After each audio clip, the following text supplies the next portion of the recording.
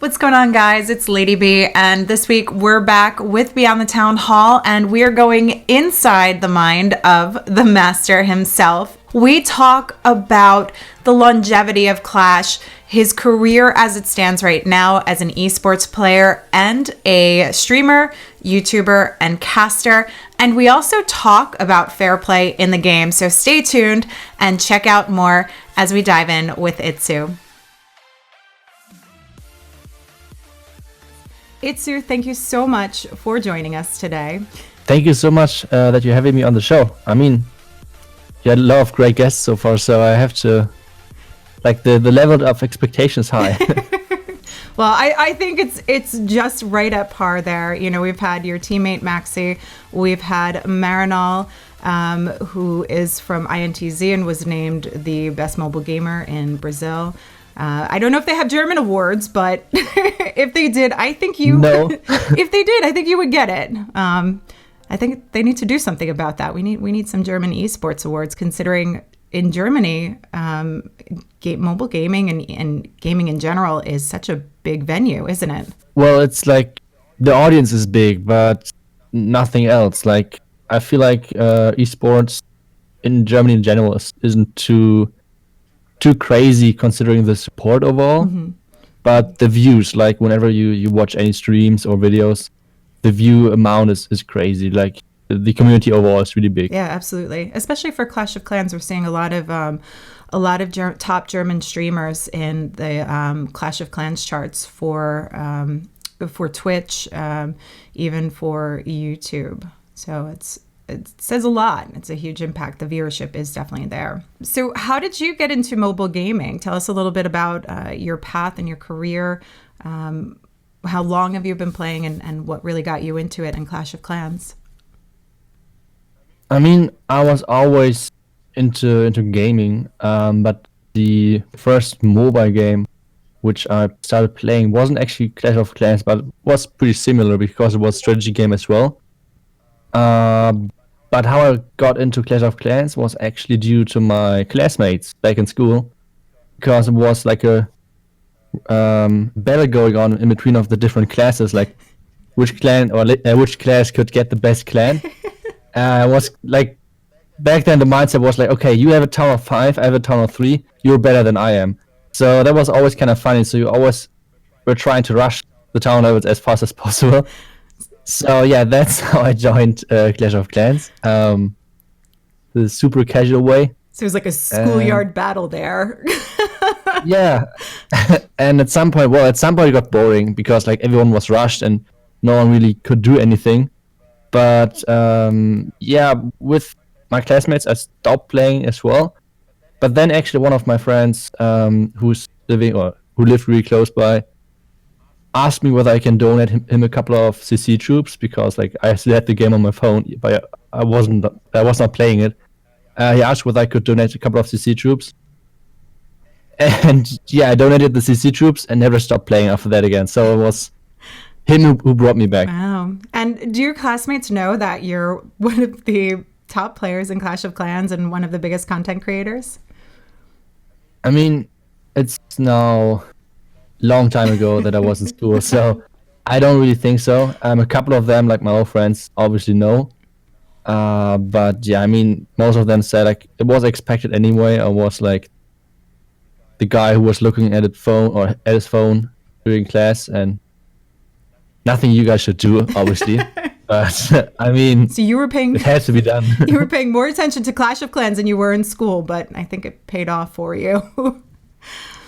Well, sometimes you get lucky. And so what game were you playing before Clash of Clans? You said you started off with a different mobile game that was similar. Which one was it? It was more like a browser game. Like back then, the mobile phones were not like today.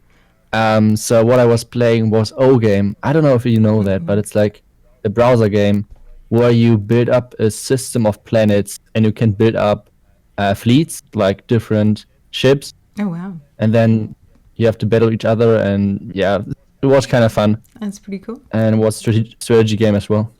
So it's been from the get-go. And how old were you when you actually started playing Clash of Clans? You said you were in school. 17 15, 16, something like that. Okay, so around high It school. was already in the later class. Okay. Like we don't have high school over here, Oh, you call it, but yeah. yeah. Well, you call it college or something like that, because we call university college here, so it's a little. Well, now we're getting into the era where I'm missing the English words. So But it sounds like you were at high school level, what we would call high school level for, yeah, for roundabout. But Americans. Yeah. yeah, but I started with like the gaming later in my school career. In the early days, I was like one of those kids who was always on the outside, never on the inside, like in the house, always doing something with friends on the outside. And yeah, I changed. So starting a little bit later, around 17, what do you think about these gamers that are starting earlier? Is that a lot of competition in the game? How do you see players that are starting before, like at 13 or even younger, and their careers in gaming? I mean, it's risky because you have to put a lot of time into this, and this means you have less time for like school. I always would say like school is the safe way to go somewhere. And at the same time, it's super important. So if you can do both at the same time, like if you're that talented, that would be the best. Like trying to put gaming over school, I wouldn't do that. You should have, at least have like the basic level school things accomplished. So don't But play Clash of Clans while you're in class. I mean, if I want to go into a career into esports, I wouldn't choose Clash of Clans as my game, if I'm completely honest. So Which game? maybe more something bigger. Yeah. Where would you go? What direction would you? I think if I could choose a game where I'm really good at, I would go for. I mean, it depends. I feel like Fortnite is giving the highest prizes, but the game itself is slowly getting boring. So maybe League of Legends, Counter-Strike, something like that. Because I feel like as a viewer, those are the games which are always interesting. Like if I'm watching, for example, Clash of Clans, if you do not know like everything which is going on, it's really hard to get into it. But at the same time, with Counter-Strike or like League of Legends, even though you might not understand what is going on, it's super easy to get hyped. Like you notice when something big is happening. So watching those, it's super cool. At the same time, playing those, just imagine it has to be really nice. Yeah. So I have some great viewer questions for you, going back into the Clash of Clans arena. And I have a really good one that actually kind of goes into that from Ali Bear. She wants to know, being a professional gamer, does that mean it's your only source of income because this is what you're doing full time?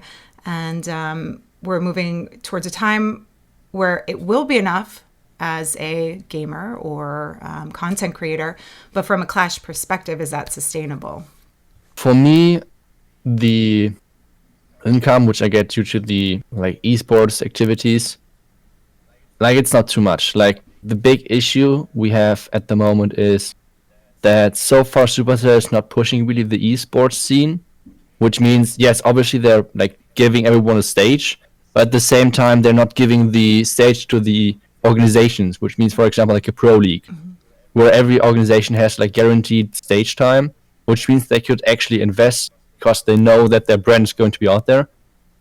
On the current format, where it is that you do not even know if you can qualify and everything around that, it's always like a gamble if you want to invest into this as an esports organization. So right now, like whoever thinks like everyone's getting paid thousands and thousands of dollars, that's not the case. So living only from being a Clash of Clans esports player, that's not possible at all. What I'm doing, I mean, I'm a little bit different than the other guys in my team, or like I guess most of the other teams, because I have YouTube as well, which is my main job at the moment, like YouTube and the combination of streaming, sometimes casting, everything. So this is totally fine for living. But yeah, just the esports source that's not possible. And so how many hours are you actually spending right now playing Clash of Clans? That was also part of Ali's question. And within that, considering like how many hours a day are you doing with content creation for Clash of Clans as well? So I mean, I would say on average, I'm doing around about 4 hours for my videos, roundabout. Because like I have to record every day 2 videos, and then right now at least I'm streaming every day at least 2 hours, and at the weekend I'm streaming 4 hours, with 2 additional hours being in English. Okay. So this is like only the time where I have to actively put into something in work, like content creation in that sense. But at the same time, like yesterday, Noobs sent me a message, which was actually kind of funny, where he said, "Oh my God, iTzu, I have like X amount of messages. How do you do that? Like, how many of those do you answer?"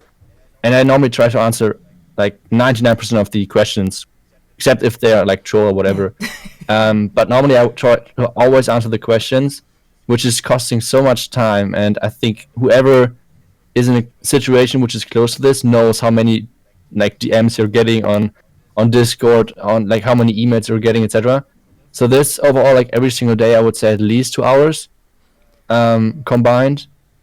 And well, the rest of the day, which is left of my day, is obviously trying to play Clash of Clans, building bases, testing bases, doing scrims. I think yesterday we had around 3 to 4 hours scrims. Before that, I tested a couple of bases, which is another hour. So yeah, there's not too much time for sleep, but it's overall really fun. So I like what I'm doing. Yeah. With the longevity of Clash and doing this content creation and the amount of time that you're putting into it, this is a full-time thing for you. Where do you see having to change gears? Because to keep this going, particularly playing at an eSports level, you have to put so much time into it and keep up that time for the content creation. Has there been a point recently, or do you think there will come a point that you're going to have to decide to take less time and gravitate somewhere else for League of Legends or another game? I think what I might imagine is that I'm like maybe getting more help in content creation, so I don't have to put too much time into it. Like big part of the content creation, and especially in Clash of Clans, I feel like is the finding the right idea. Like, what video should I create? Like, a lot of people think like, okay, 4 hours maybe into videos means okay, I'm like cutting, recording 4 hours straight. That's not how it works. Like, you need to come up with ideas. I mean, Clash of Clans is out for now 7.5 years, something like that. Which means the game, even though there are updates, like it's really hard to like put out 2 videos a day without losing content. So you need to have good ideas to somehow entertain your viewers and to not make them like stop watching you and stuff like that. It's basically as a TV show. Like, if you're getting boring, then people stop watching, which means like no income. So yeah, but that might be the thing where I'm getting more help with content creation, where like finding the right idea for a video. And the other option is obviously to stream less, like stream maybe only 1 hour, stream not every single day, maybe every second day, something like that. But that might happen, especially when the tournaments are back up, like the preparation work which is starting right now. So I'm testing it out at the moment, how it works. And yeah, at least for now it's working. I still have to see whether it will work for more and longer time. But at the moment it's fun, even though it's a lot of stress, but it's fun. So I like to do it. And which platform do you actually prefer to create on, YouTube or Twitch? Which do you like better? The YouTube videos are more chill, which means like you have to just record, like talk into the camera, do your script, and that's it. Streaming is a lot more fresh, if that makes sense. I mean, you're streaming as well, so you know what I'm talking about. Like, communicating with the viewers is a lot of fun, especially in Clash of Clans. Like, in other games, it's really hard to communicate with your viewers. For example, like getting back to the big games like Fortnite or League of Legends, you have so much to do, like for an entire game, where it's really hard to read any comments. Meanwhile, in Clash of Clans, if you do one attack, you're kind of like gone for 3 minutes, something like that. But then, when rebuilding the army, you have time to read comments and like interact with viewers. So this to me is like one of the biggest things why I'm streaming, because it's a lot of fun, and like you can just move around with your viewers. So that's nice. Yeah, it's a good way. They are two different birds, where you can really connect a little bit more on that personal level on Twitch versus YouTube, where, you're talking to your viewers, but you don't have that immediate interaction. It's just in a chat a little bit later afterwards. B-Love would like to know, on average, how long do you spend breaking down a base before you do a war attack? It really depends. Like, for example, let's say I'm doing a war attack in in a war which doesn't really mean too much to me, and I'm doing it not on stream, because that's actually really important. Because when I'm doing attacks on stream, I'm not doing the best attacks. I'm doing the most creative attacks, which might work but looks cool nonetheless.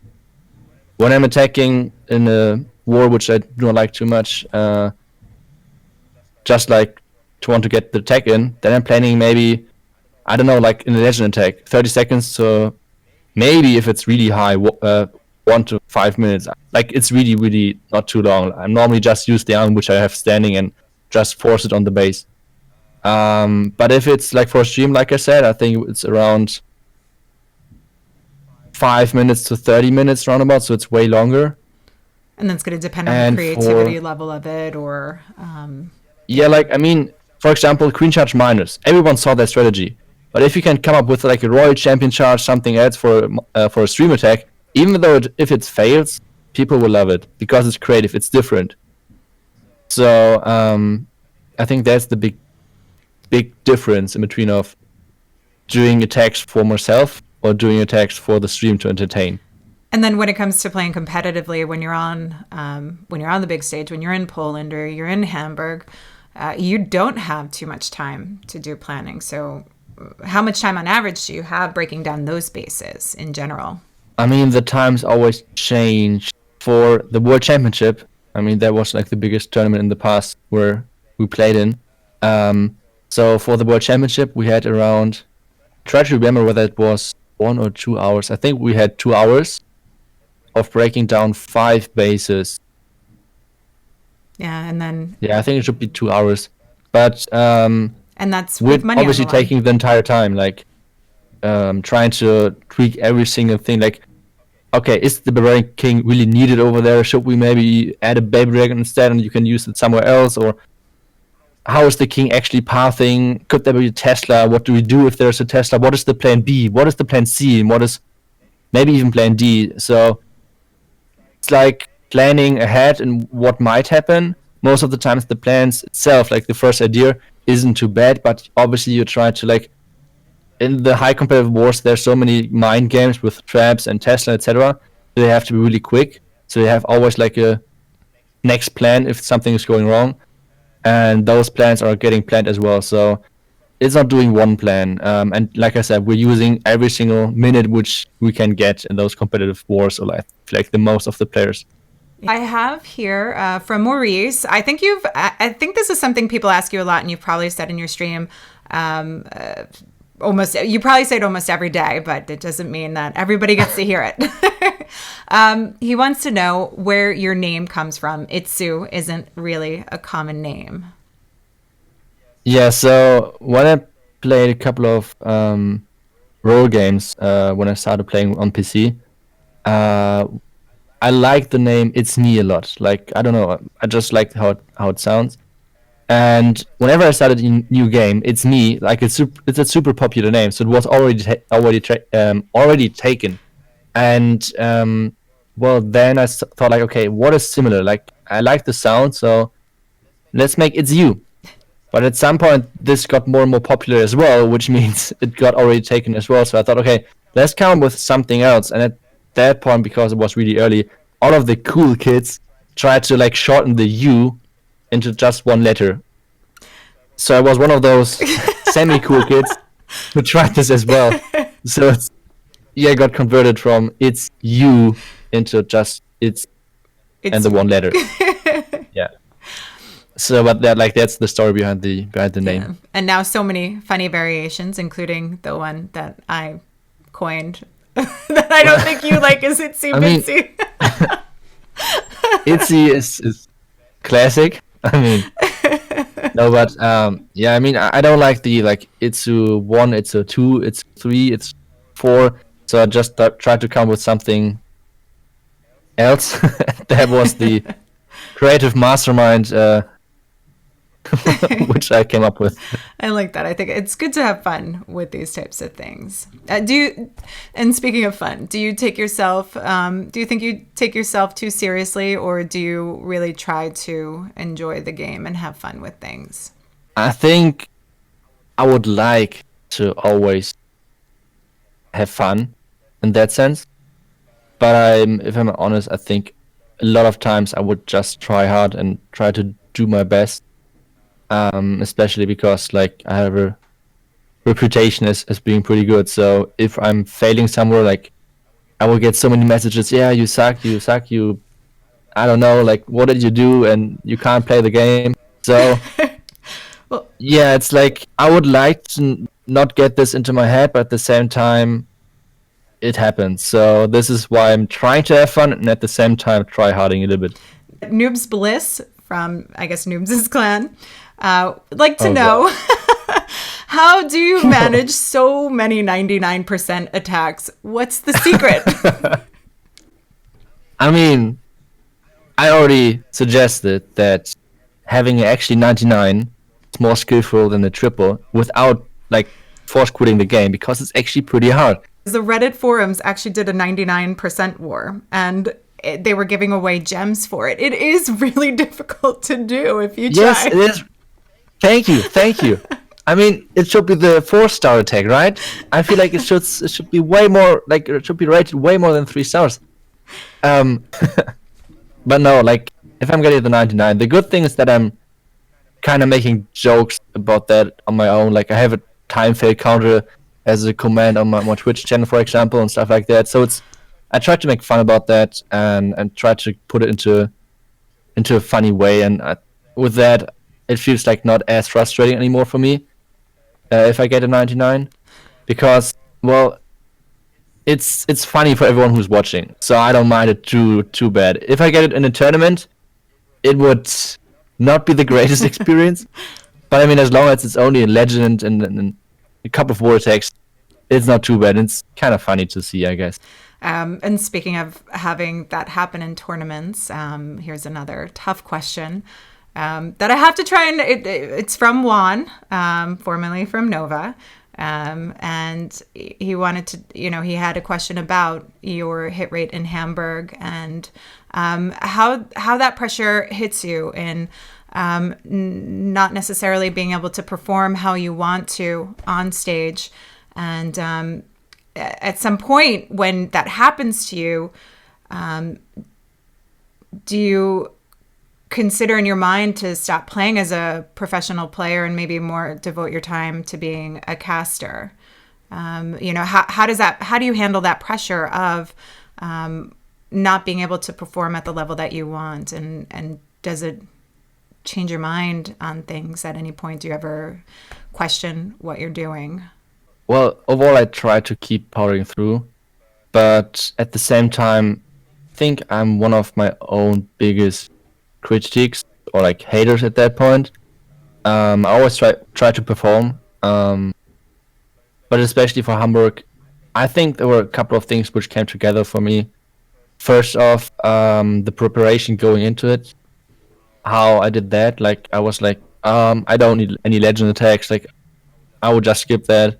I will only concentrate on the base building and the base testing, which was completely stupid because I only tested the couple of Queen Charge Minors and Queen Charge Hawks, which basically means I was only doing those attacks for maybe 3 weeks, which means I wasn't like having any practice with any other strategy.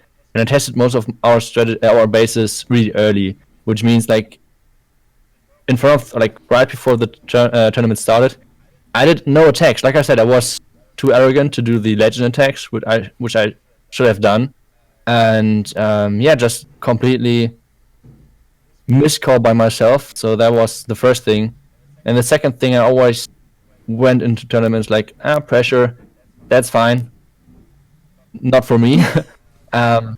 So like the pressure for the tournament, that was like the first time where I actually noticed it, and that I can't handle it, even though I thought I would.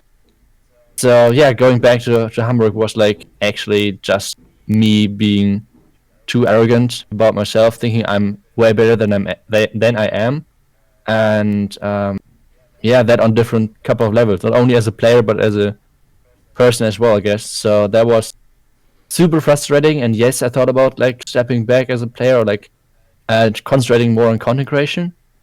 But I don't know, like this feeling, like even though we lost against MCS and they put like a crazy good performance, but like this feeling staying on stage and the guys cheering for you, big shout out to like the entire tribe and Eve family. It was by far my best moment I ever had in Clash. So trying to get back there is like the biggest achievement for me, which I will try to go for 2020. And yeah, that's why I would just stick playing and try to compete as a player. So prepping moving forward, will you adjust how you go into preparing for the next matches, especially with ESL Town Hall 13 Cup starting and the World Qualifiers are going to be underway in February? Well, the starts of it. Yes, 100%. Like I said, like the first change which I did immediately after the tournament, and I mean I had the best hit rates of our team in the Town 12 Cup and in the EW. So my changes what I did were working. So what I did is, first off, every single day legend attacks. Even though you might face ring base and you might never face a ring base in those competitions, it's all about the practice, the routine. Like if something is going wrong, how fast can you react? How fast can you change your plan in your mind? And all about like getting the routine and overall in attacking. So this is super important. And that's what I changed like after the tournament immediately. Then I tried a couple of more attack strategies. Like Legend League is fun. Legend League is fun trying to try hard, get to the first spot and stuff like that. But it's really important as well to try new strategies as well, to like keep your different strategies on top. And yeah, that's what I did. I tried a lot of P.E.K.K.A Smash back then. I tried a lot of Queen Charge Hawks. I tried a couple of Queen Charge Minus in Legend, Dragons, etc. So I tried a lot of different things. And like I said, having the best hit rates for the team in the Town 12 Cup and the Town Hall and the EW, it worked for me. But now the new World Championship is starting, so I have to convert this over to this. I haven't changed something since then regarding my practice, like after the last couple of successful tournaments. Speaking of the World Championships, we've seen you you used to be the shoutcaster, the analysis breakdown caster, and Stormtrooper from Cloud 21 wanted to know, why did you decide to become a pro player instead of caster? That's a tough question. If I'm completely honest, it's more like I don't know, like a situational decision. I feel like a caster would be the safe way to go into the next year, kinda, because you will be always around. You have your safe spot on set, etc.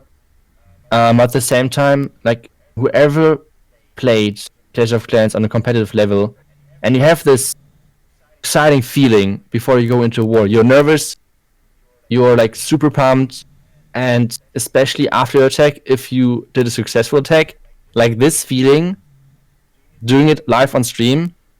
So if you guys did a successful triple in one of those wars, multiply this feeling by 1,000, like 1,000,000, whatever, and then you have like the feeling you get when you triple in one of those big tournaments.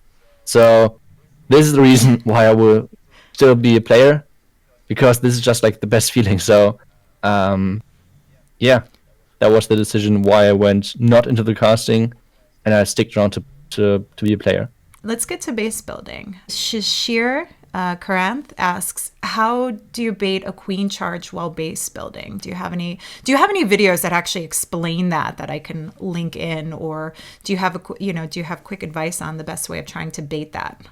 At least for me, what worked the best is just straight up build a base and then give it a couple of people to FC it, like just attack it. Say like, okay, you have like a couple of minutes, 10 minutes, 15 minutes, whatever, to play on the base.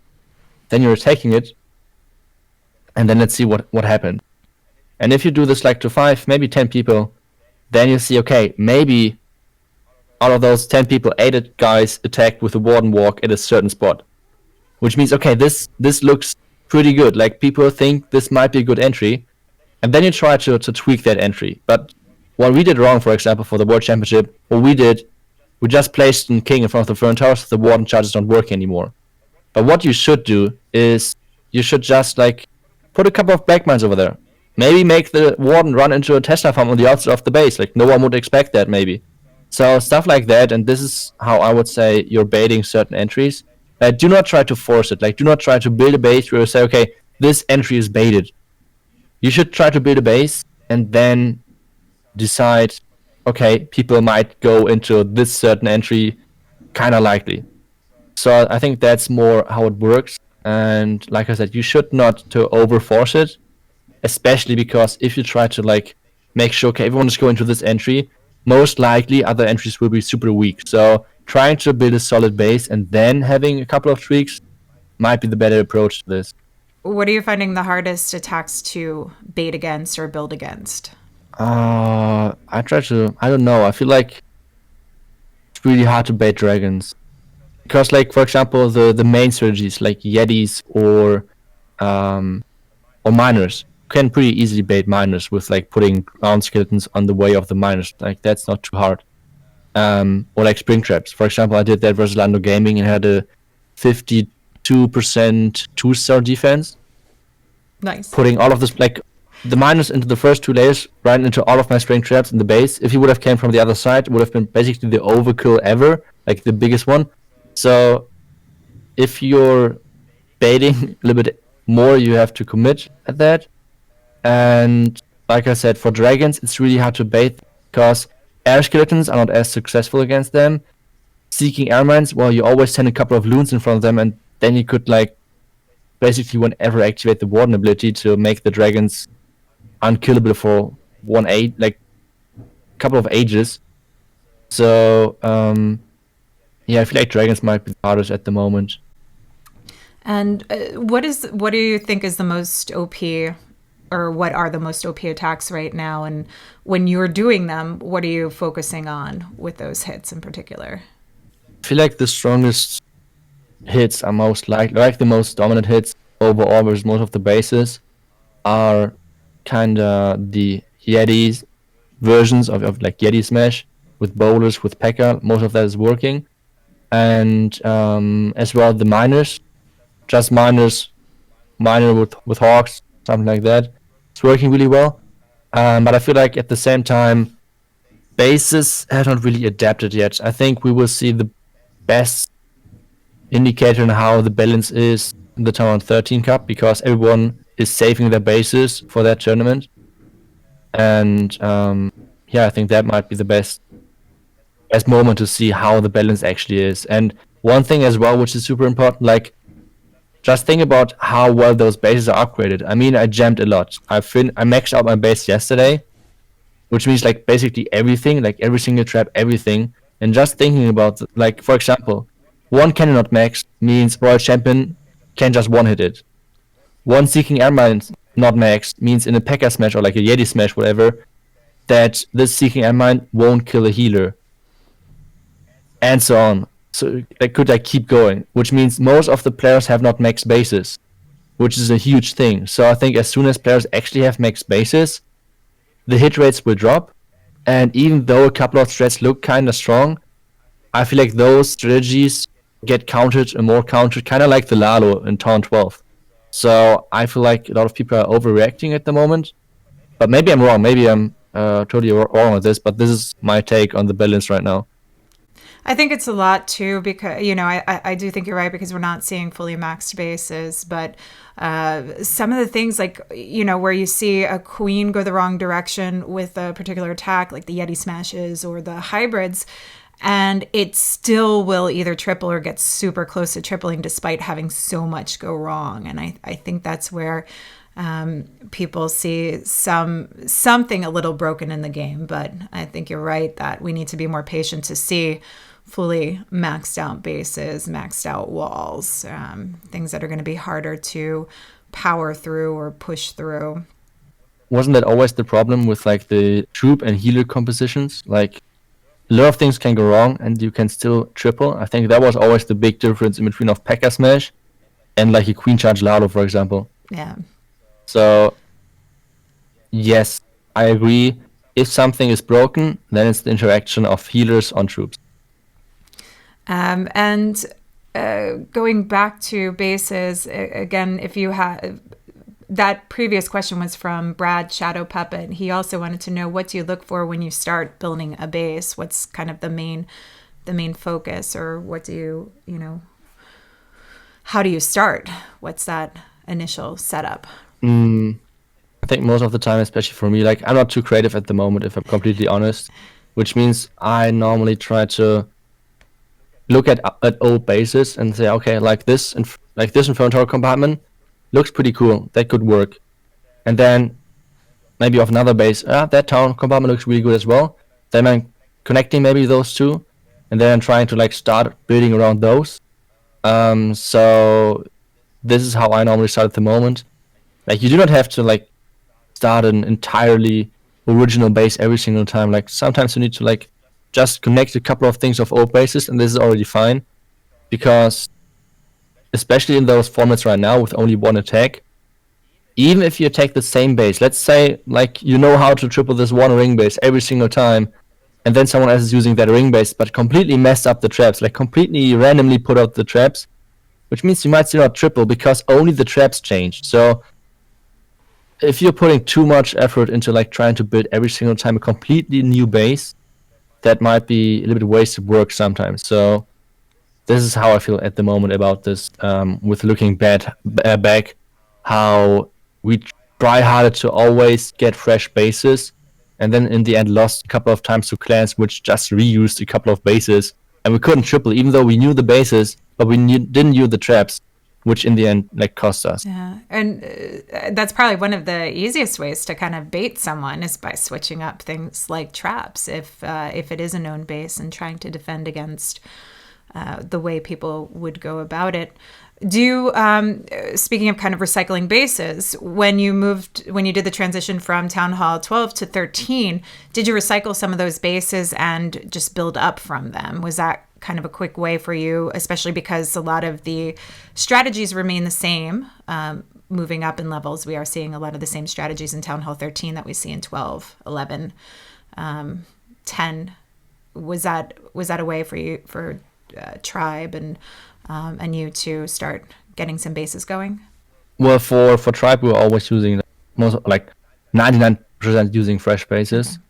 Okay. But like in those smaller tournaments, you can obviously like reuse old bases. And yes, I always like in the beginning, I just reused a couple of 12 bases, which for example, Sir Iron or Vale build, and just try to like tweak them and make them a little bit more annoying or against the current meta. Obviously try to like get the scare shots in there and then just work from there. Yeah, but I think the current meta is not really, like it's not too easy to reuse 12 bases, because I feel like most of the time the scatter shots are not really fitting into those. And just a little thank you here from Hugoni, who follows me on Instagram and on YouTube. He wanted to thank you for the bases that you give out. He's been using them a lot for his Legend League's attacks. That's awesome. Great to hear, and I hope they're defending still really well. And by the way, there was going to be a new base release soon, which might be the best base which I ever had on Channel 13. I'm going to post some links in the description too, so for where people can find. I'm sure most of the people who watch me know where to find this stuff, but I'll make sure to get these links in the description, so people do have a quick place to go if they're not aware of what you're giving, your YouTube content, that sort of stuff. So, and I've got one last question here. We've been talking a lot, but I really like this question, and I wanted to save this for the very end. This was from Crazy Movin'. He asks, if you had the chance to change anything about Clash at any point since you started playing competitively, what would you change and why? Ooh, this is a interesting question. What would I change? I already know that there are a couple of things which I'm always hating about, but I won't come up with them right now. This is like the normal way how to do it. I guess one of the well, even though I feel like the warden and the queen and stuff like that are not, at least for me, doing not too crazy things. So those are pretty fine. I mean, obviously they could be better and cleverer. Like, I mean, we could try to mind control them, but I feel like sometimes they're just doing what they're supposed to, even though I do not like it. So I'm not sure. Like, what could be? Maybe the ranges. Like I feel like sometimes troops are getting hit which they shouldn't.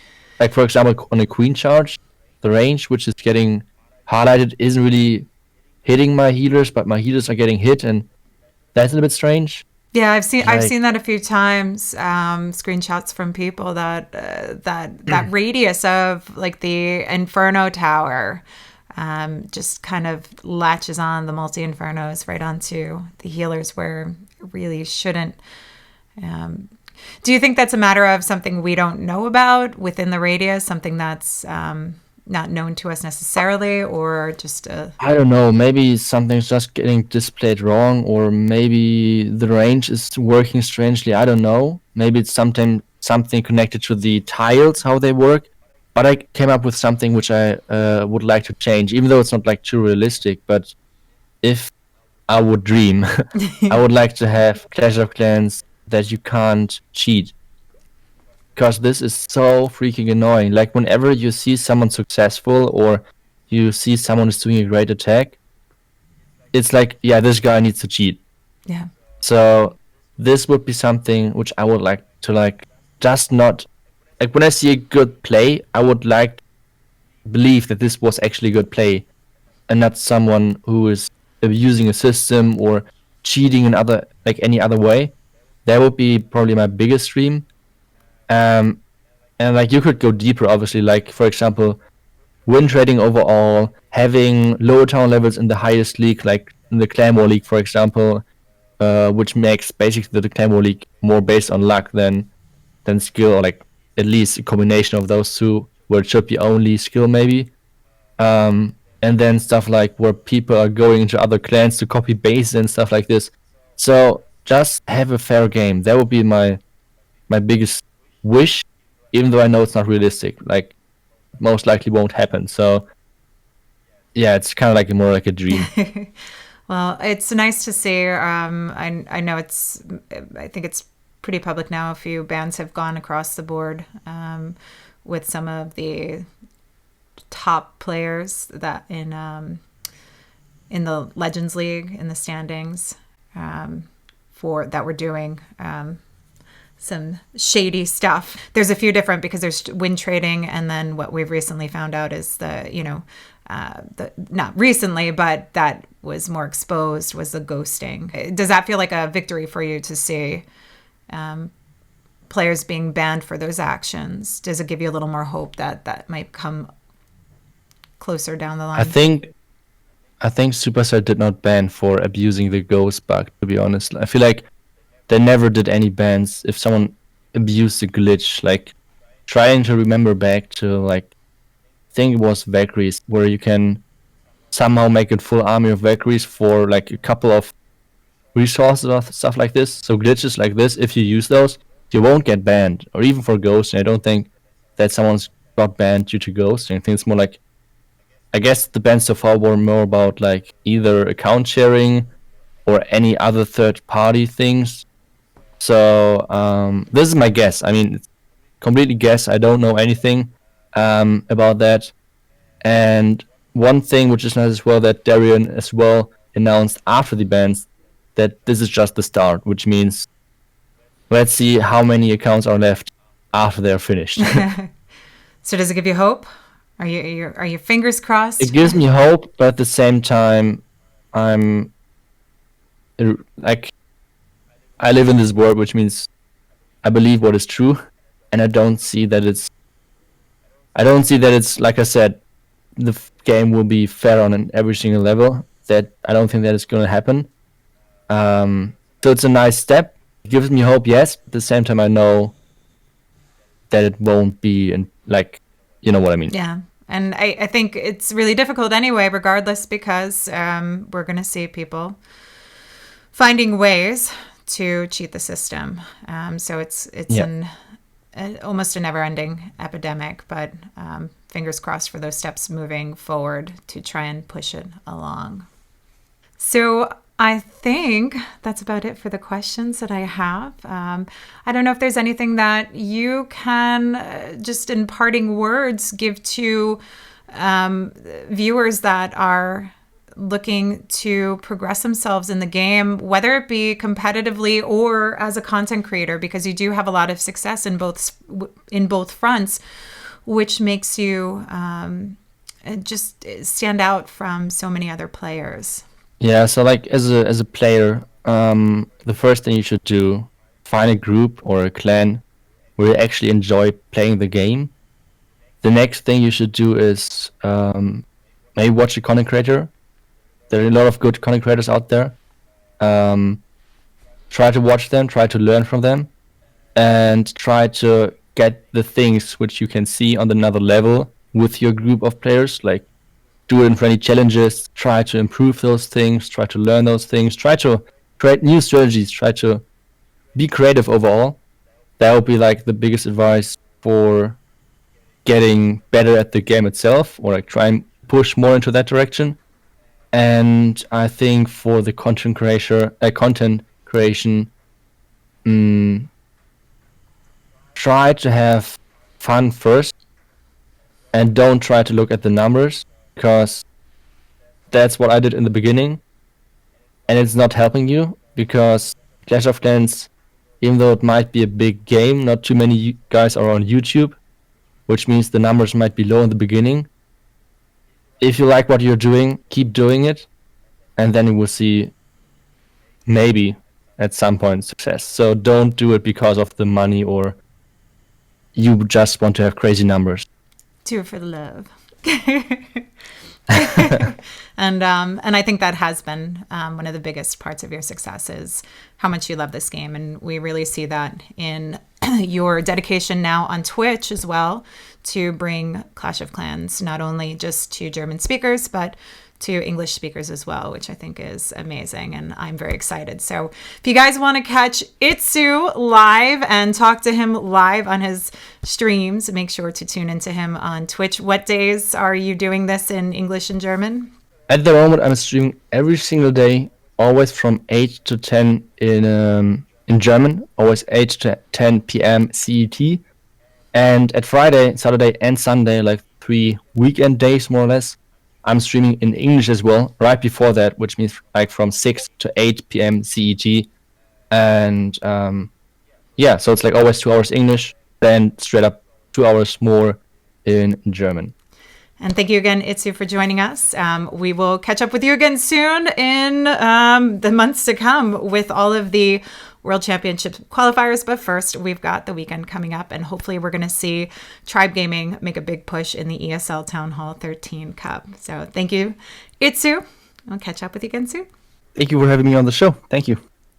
I hope you enjoyed this episode of Beyond the TownHall. Our next guest featured is going to be Vic from ESL. He is one of the admins. Most of you guys might know him if you've ever entered into an ESL competition or tournament, but he's the man with most of the answers there, and we get to talk to him a little bit more about his career. So stay tuned for next week, and if you don't have me on subscribe, make sure you hit that subscribe button, and likes are always appreciated if you did enjoy the video. Until next time, this is Lady B. I'll catch you guys later.